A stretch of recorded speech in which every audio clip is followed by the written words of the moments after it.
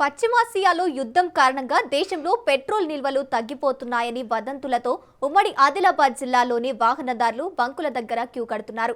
Petrol, diesel దొరకడం లేదని ముందు జాగ్రత్త అవసరానికి మించి పెట్రోల్ కొనుగోలు చేస్తున్నారు.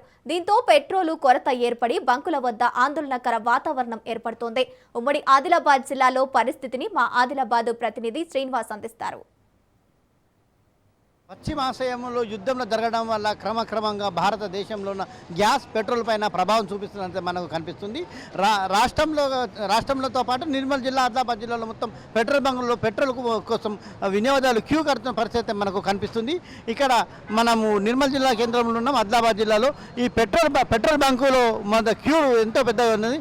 పెట్రోల్ దొరుకుతుందో లేదో అన్న ఒక చిన్న భ్రమతోటి ఆశ తోటి సోషల్ మీడియాలో వచ్చిన వార్తల ఆధారంగా మాకు పెట్రోల్ దొరకదు, బంద్ అయిపోతుందని చెప్పేసి వాళ్ళు దాదాపు 100 రూపాయలు, రోజు 100 రూపాయలు వేసుకుంటే ఒక్కసారిగా ట్యాంక్ ఫుల్ చేసుకోవడం, 500 రూపాయలు, 1000 రూపాయలు పోసుకోవడం జరుగుతుంది. ఇలా కృత్రిమంగా మనకు పెట్రోల్ కొరత ఏర్పడుతున్నట్టే మనకు తెలుస్తుంది. దీంతోపాటు ఒక్కసారిగా ఈ దాదాపు ఈ పెట్రోల్ బంకు అనేది ఒకసారి ఒక ట్యాంకు 3 రోజులు వచ్చేది, కానీ ఇప్పుడు ట్యాంకు మధ్యాహ్నం వరకు అయిపోయే పరిస్థితి ఏర్పడుతుంది.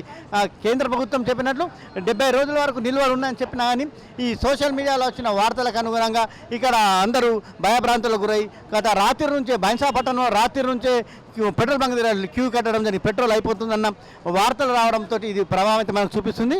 కానీ ఇది కేంద్ర ప్రభుత్వం కానీ రాష్ట్ర ప్రభుత్వం కానీ పెట్రోల్ స్టాక్ ఉన్నాయని చెప్పేసి మనకు తెలియజేయడం అయితే ఉన్నది. అయితే కానీ ఇక్కడ ప్రజలు నమ్మసక్యం అడుగుతలేరు. అందుకోసం 1 లీటర్ పోసుకుంటే వాళ్ళు దాదాపు 500 రూపాయలు పెట్రోల్ పోసుకొని ఇక్కడ ఉంటున్నది.